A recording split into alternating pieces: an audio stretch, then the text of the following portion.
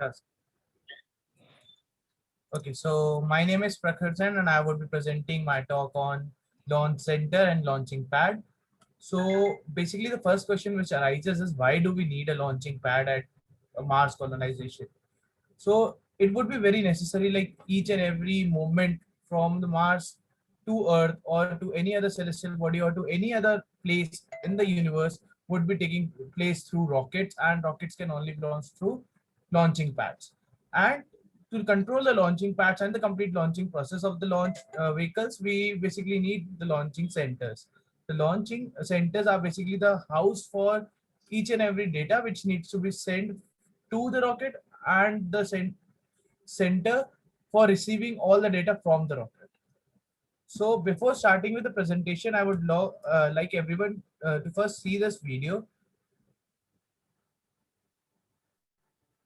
So this video was basically an imagination dream. It is a fictional video which was prepared by SpaceX on this on the dream of Elon Musk. So this is what Elon Musk dreams out, and this is how Elon Musk wants to reach Mars, and how he plans to travel from to and fro from Earth to Mars and Mars to Earth. So this is the Starship launch vehicle, which comprises of two stages. The upper stage is the main Starship, and the lower stage is the booster stage.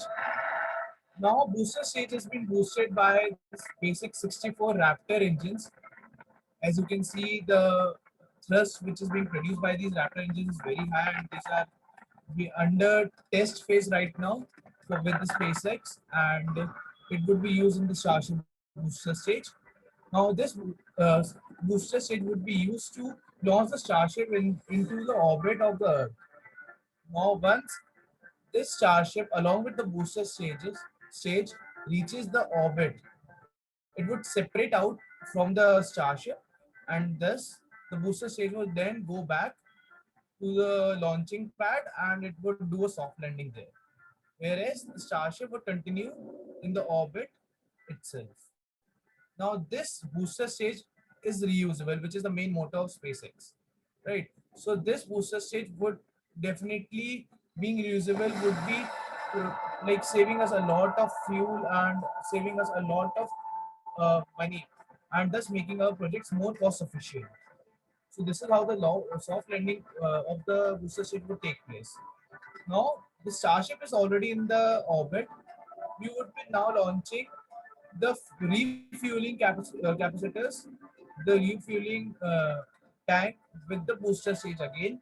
Now this refueling tank would basically be launched with the booster stage and would reach the orbit as soon as possible. Now, once it reaches the orbit, this fuel capacity tanks would get attached to the Starship, and then the fuel would be transferred. The amount of fuel which is required for sending the Starship from Earth to Mars would be transferred to the Starship, and that Starship would be launched to go to Mars. Now, this journey is basically planned to be completed within 5 months.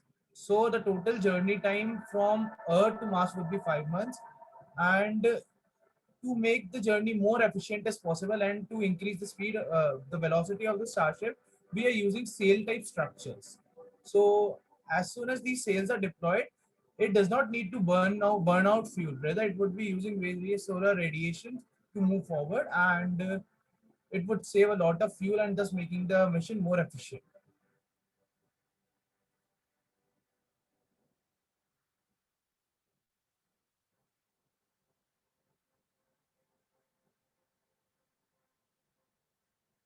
This is the complete journey which has been shown in the visualization.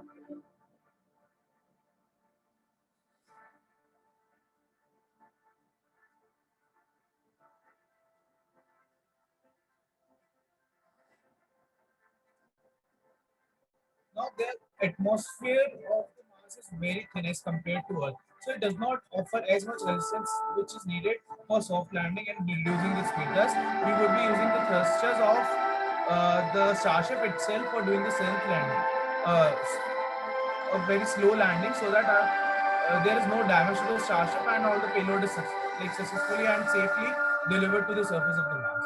So this is how basically Elon Musk and also all people who want to travel to Earth would be from travel to Mars from Earth would be traveling. So now starting with the presentation, first we would be talking about the internal design, right? So the internal design would be in three levels, as would be having a three-story structure.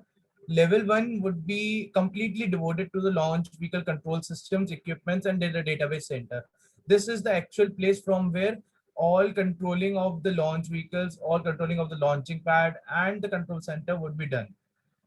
The level two would basically be a living area. It would be consisting of a 8 square meter of kitchen, a dining room which would of an area of 12 square meters, a recreational room of 12 square meters, a study room or a small library of 12 square meters, and a small vertical garden which would be in the area of 6 square meters. The level three would be the basic living area of all the people in this facility. So it would be constituting of 15 bunks with area of 3 square meter each, and two toilets of area 2.5 square meter each. So this would provide enough area for everyone to live and to keep the personal belongings as well. Now, coming to the next slides, we would be talking about the applied technologies in this facility. So, first of all, we would be requiring a lot of computers. A launching center is a hub of computers. The amount of like computer present in a launch center is much more than present in a computer lab itself. So in this launch center, we would be using high-end quality computers, which would be able to transfer, which would be able to handle a lot of data at a point. Along with that, these computers would be installed with the basic launch processing system. The launch processing system is presently one of the most advanced processing system which is being used for launching various rockets and launch vehicles from Earth, and similarly it could be used from Mars itself. Just the initial database would be needed to be changed. Now this initial database would be stored in the database servers, which would be present in the facility as well. Next would be the fuel production facility. Now, why do we need a fuel production facility? So once the Starship has reached Mars, we require fuel to come back as well. So this fuel would be produced at the facility itself, and then it would be transferred to Starship, and that fuel would be used to return back. We would be discussing about it in detail in further slides. Next is the launchpad technology. Now, how does the launchpad would be working? How does it would be docking the Starship? How its maintenance would be taking place? This all would be discussed in the coming slides. The last topic in the technologies which would be necessary would is the flight readiness and firing and the external tank and tanking test. So basically in this technology we would be discussing about like how the testing of all the firing of all the Starship thrusters is done beforehand, before the actual launching, so that we could prevent any accident which may occur if we don't test. Coming to the next slide. Now in this slide we would be talking in detail about launch processing system. So our automated launch processing system basically is responsible for controlling and performing all the functions, all the checkouts, and all the various information transfer which is required for a space shuttle to be launched. All right. So this is done automatically without any human interference. And as soon as the components are being prepared for the launch, the testing phase started, and this is the preparation for the launch and the testing phase of the checkout phase of the launch is done simultaneously, so that a lot of time could be saved. The second thing about launch processing system is that it automatically conducts the launch down and the countdown and the launch operations as well. Then during both standalone processing integration and the shuttle vehicle integration, launch processing system is responsible for the interfacing of the solid rocket boosters, external tanks, space shuttle main engines, orbiter systems, the booster tanks, or any kind of device which is present in the launch vehicle at the launch pad or at the launch center. So launch processing system basically takes care of each and everything. The launch processing system is divided into three major subsystems: the central data subsystem, the checkout, control, and monitor subsystem, and the record and playback subsystem. Coming to the next slide, we would be talking about in detail the database servers. So the central data subsystems consist of large scale computers that store test procedures, vehicle processing data, a master program library, the historical data, the pre and post data analysis, and the other data, which is like any kind of data which is required for uh, the launching and the maintenance of launchpad is stored in this data subsystems and the database servers.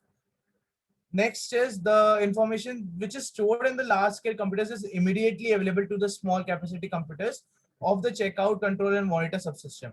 So as soon as the information is required, it is made available immediately by the main server room, main server base, and the small capacity computers could use it for the launch.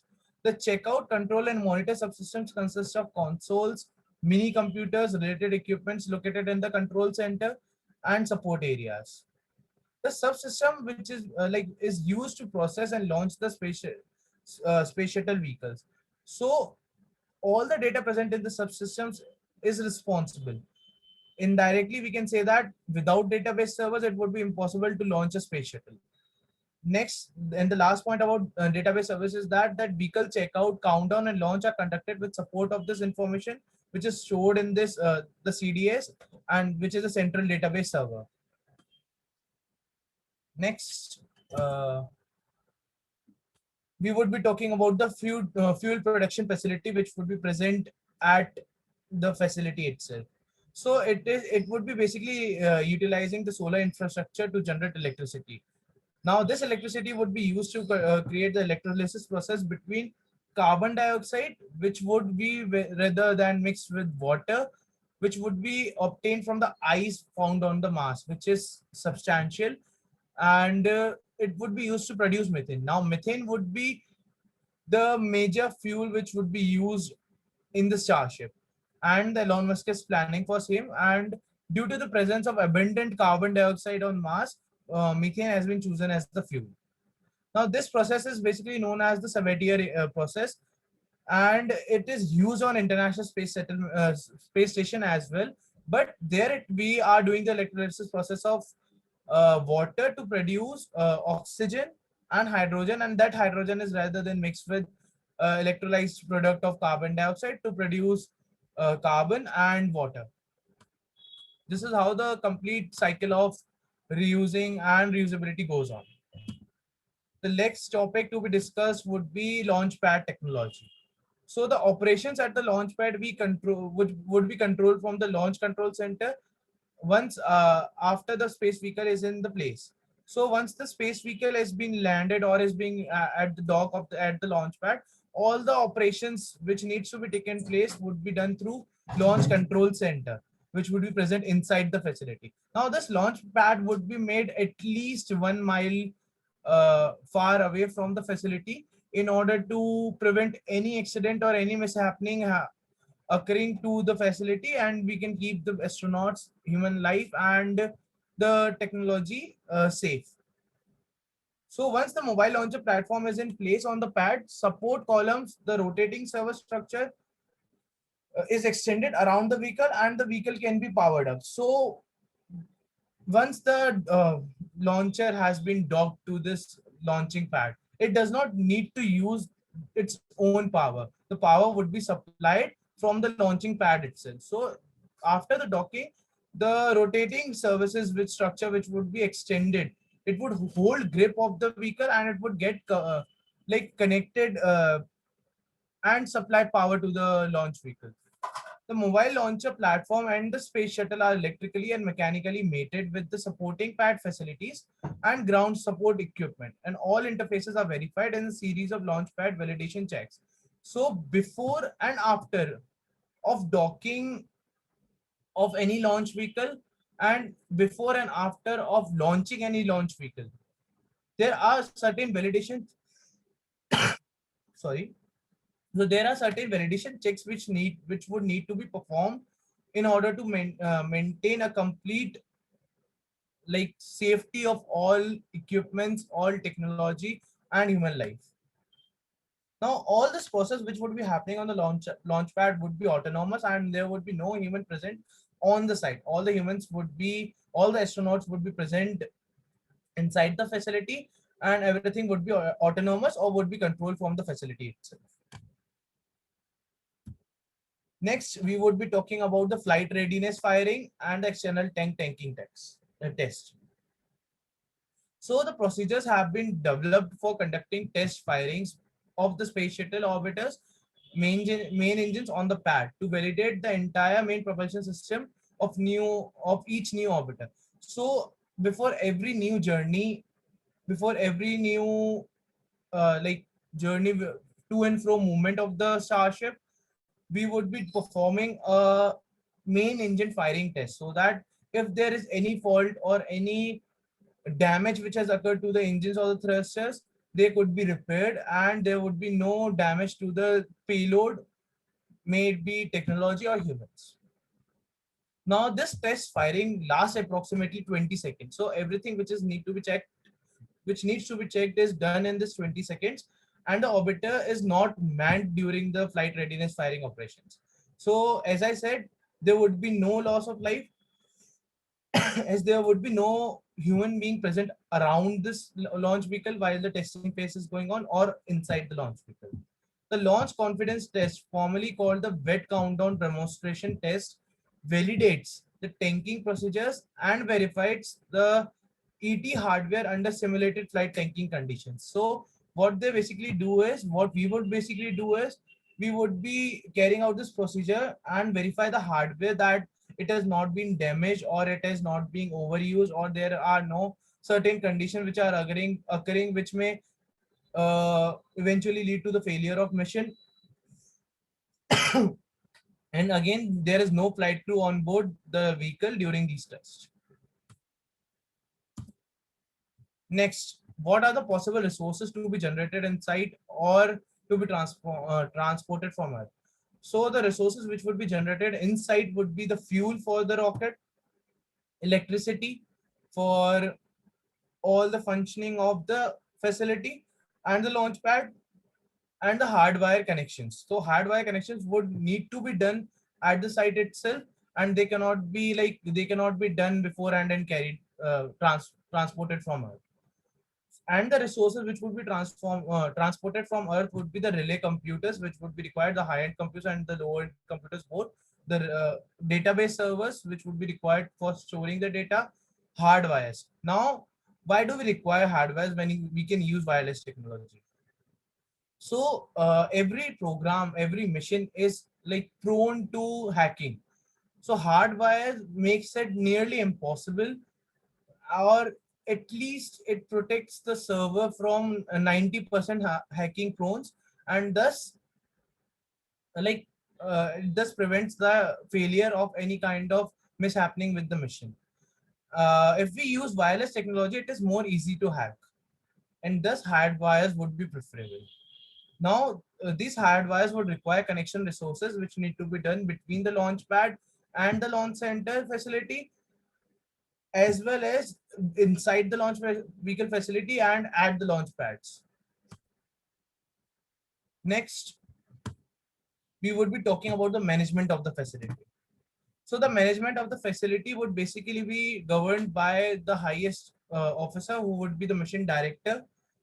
He would be supported and assisted by the program director, and under whom there would be four departments working. So we would be having two structural engineers, two propulsion engineers, two communication engineers, and two systems and instrumentation engineers.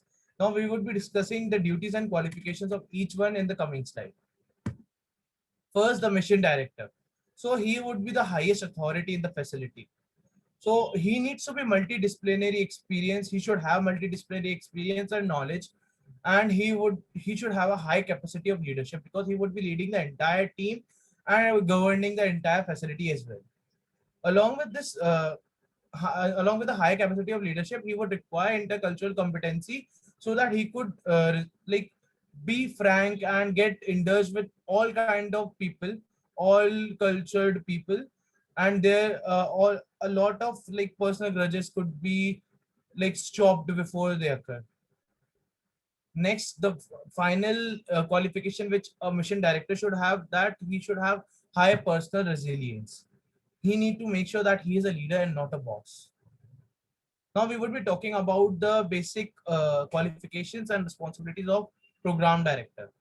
Now program director would be second in command after mission director. Director would be the commander of the facility, but in absence of mission director, program director would be second in command. He also needs to be a multidisciplinary experience. He should have multidisciplinary experience and knowledge, and he should also be a high capacity of leadership. Along with that, he should have a high capacity of teamwork and coordination so that he manages all the departments which are working under him, and he is able to coordinate between each and every department so that there are no misunderstandings happening between the departments and work could be carried out smoothly. Next, the responsibilities and qualifications of a structural of various other engineers. So the structural engineer would be basically should have a knowledge of all the structural components. Sorry, may it be about launch pad, launch center, launch vehicle, or any kind of structural facility which would be available near or on the launch pad. About the Starship, he should have each and every knowledge about the structural components. The propulsion engineer would be responsible for the complete thrust production, the engine, the fuel generation process, and the fuel transfer process. So he should have knowledge of all these four things and all the propulsion systems, all kinds of engines which may or may not be used for carrying out various operations and missions from Mars or to Mars. Next would be communications engineer. Now we would require high competent knowledge, or he would require high competent knowledge of communication systems so as to make sure that we have a continuous connection between the launch pad, launch center, and the launch vehicle. Because if we lose communications, it would be impossible to govern and track or give commands to other launch vehicle, as there won't be a pilot, rather it would be an autonomous system. So all commands would be going in to the launch pad from and to the launch vehicle from the launch center itself. So for that we need to make sure we have good communications. We have good communication technology being set up between all these three uh, systems, and for that we would be requiring a higher competent communications engineer. The last one would be the systems and instrumentation engineer. Now he would be responsible for all kinds of payload, all kinds of technical payload, all kinds of instruments present, all kinds of equipments and technologies present on the launch vehicle and inside the launch center and the facility. So all kinds of instrumentation, all kinds of computers, all kinds of codes, all kinds of data which would be available in the server basis, all database servers, systems and instrumentation engineer would be responsible for the coordination of all these things. Now all these four departments would be working in coordination with each other, because a structure cannot fly without propulsion system, and there would be no propulsion system if there is no structure. Similarly, these both cannot function without communication systems, and there would be no use of these missions if there is no systems and instrumentation part or the payload which would be required to conduct the missions. And thus, all these four systems would be required to function in coordination. Next, the topics in which the astronauts or all the engineers would need to be trained. The first one is human psychology and behavior. people living at like these kinds of environment on Mars, separate from entire humankind and human life, they would have a severe psychological like setback for them. It would be like everything would be so new for them. So it may be possible that they may suffer from any psychological diseases, and their behavior could be disrupted. So they would be needed to be trained and to study human psychology and behavior, so that they could take care of each other and their themselves as well. They need to be trained in the systems operations part, so that all the technologies could be taken care of at the launch facility and the launch pad. They need to be trained, and also they need to be competent with all the kinds of new technologies which are occurring in the in the world, and all kinds of technology which are being tested or being taken under trials, or like any kind of like reoccurrence of new technology. They need to be trained in deep tech of all the technologies, the AI, ML, the autonomous systems, and all the robotics which would be used in the launch pad, launching center, and the launch vehicle.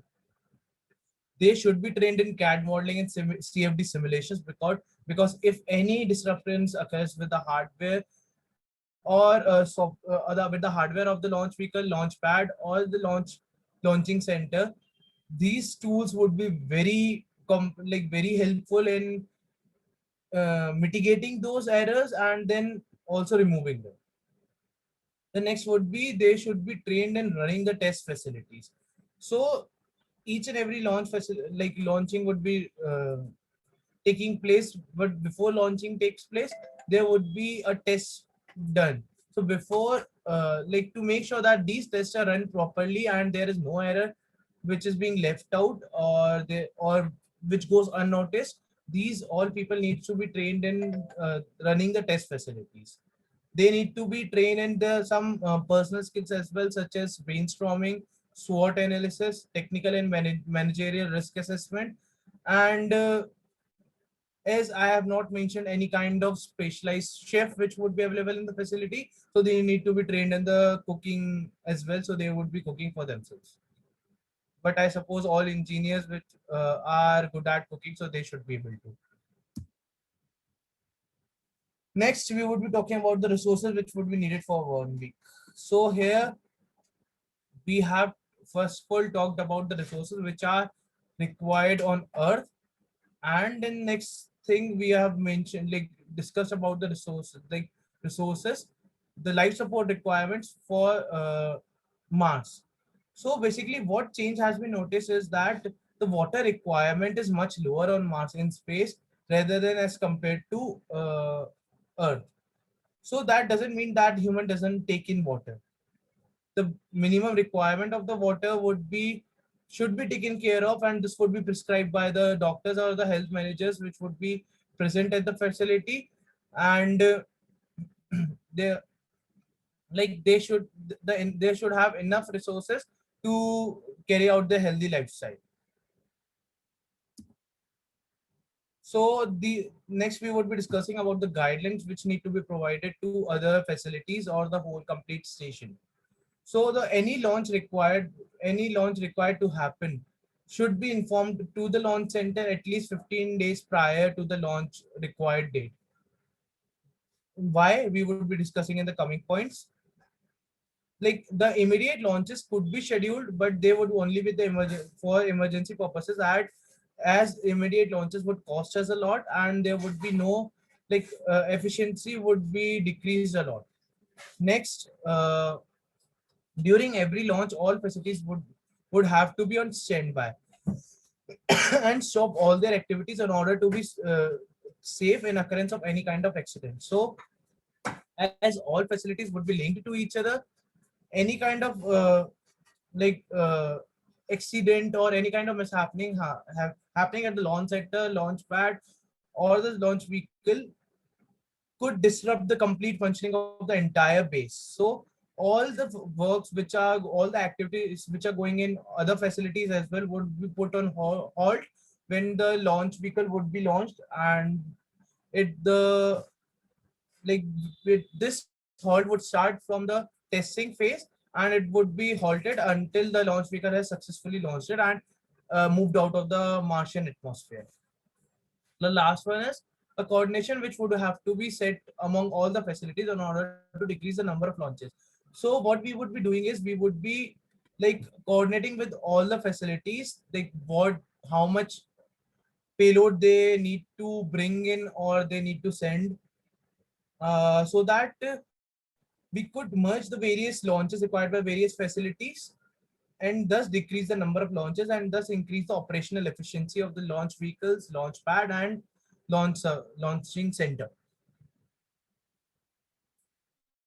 Next, we would be talking about protocols.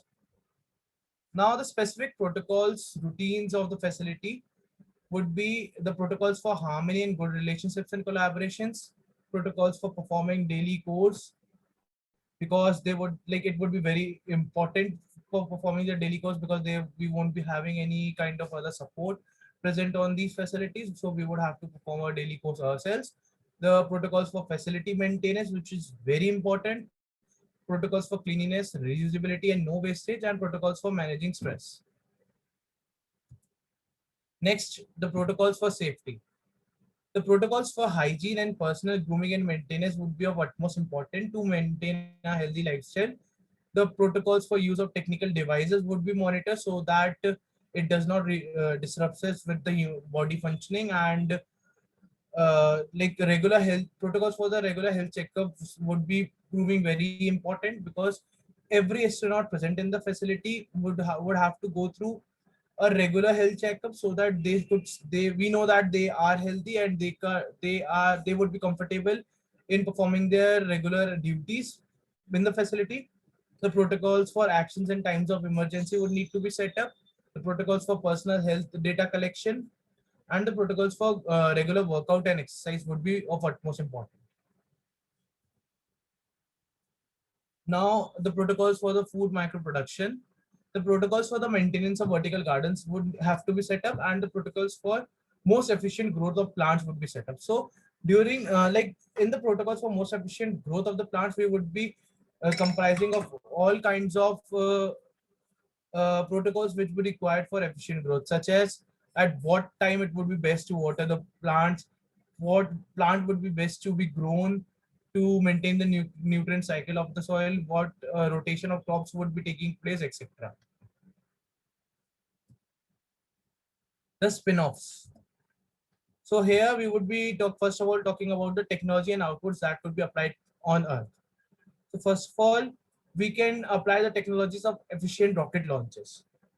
So as SpaceX has been working on various like technologies for reusability of rocket, there are various technologies which are under development and testing phases, which could increase the efficiency of rocket launches a hell lot. These technologies include one of the most important technology, which I would suppose is the Saber engine. Saber engine is basically the space air breathing rocket engine. So this kind of engine is is a hybrid of both airplane engine and the rocket engine. It works as an air breathing engine inside the atmosphere and as an sorry, as a non air breathing engine and a rocket engine outside the atmosphere.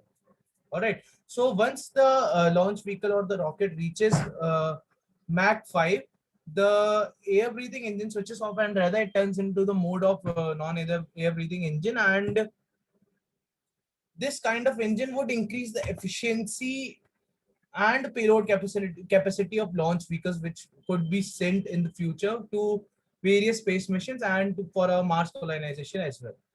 Now we can also apply the technologies for reusability, which would be we would be using on the Mars. These similar technologies could be applied on Earth as well in order to increase the efficiency and to like save various resources like water, energy, etc. And the third point, which is the technologies for saving energy. Energy right now is one of the most important factor. People are coming up with various sustainable solutions for producing electricity and various sustainable solutions in order to maintain and save energy. So this technology which would be used on Mars could be applied on Earth as well. Next, we would be discussing about the guidelines which need to be applied to daily life on Earth, which can be applied basically. So the health, environmental, and safety guidelines would need to be applied. A mental well-being needs to be carried out. Daily routines and guidelines needs to be carried out. Mentality or to of reduce, reuse, and recycle needs to be implanted in the astronauts so that they get used to it, and this similar could be carried out in the facility as well. Next, the impact to sustainable development goals. So during this, in this facility, we would be taking care of the SDG 3, 4, 5, 6, 7, 15, 16, and 17, which are health and well-being, training of astronauts, women and men balance and equality, water saving, energy efficiency, waste recycling, management, partnerships, and teamwork. And slowly with process and growth, we would be able to implant various other SDGs as well. So I've taken reference from this link. It is a research conducted by NASA. So this was the only reference which I have taken for this presentation. The all the other things are like either taken from my own mind, or ideas from my like colleagues or friends. So this was the only resource which was taken by me. So this like these could be taken care of. If you want to watch it, if you want to go through it, this report, you can go through the link from the presentation which I would be sharing in the WhatsApp group.